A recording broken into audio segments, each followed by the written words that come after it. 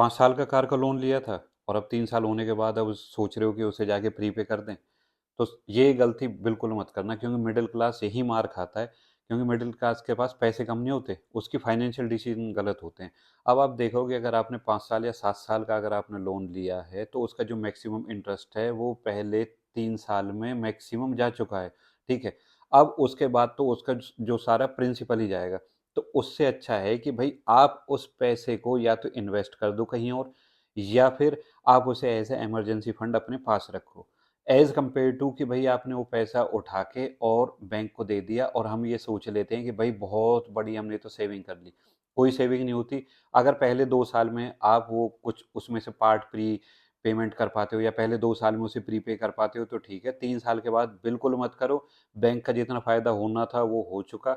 अब इसके बाद उससे अच्छा है कि आप उस पैसे को जो बैंक को देने वाले थे उसे इन्वेस्ट कर लो। चाहे एफडी में डाल दोगे ना तो भी आप बेटर ही पड़ोगे, एज़ कम्पेयर टू कि आप वहाँ उसे प्रीपे करके बैठ जाओगे, ठीक है?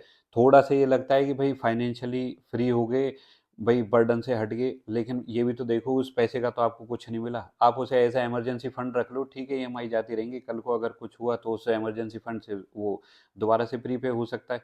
तो उससे अच्छा है उस पैसे को इन्वेस्ट करो और 3 साल के बाद कभी कोशिश मत करो कि मैं जाके उस लोन को क्लोज़ कर दूँ, क्योंकि उनका इंटरेस्ट रेट 8-9% पे होता है, जो कि रिड्यूसिंग पे होता है और ऊपर से उसका मैक्सिमम जो था इंटरेस्ट वो पहले जा चुका है।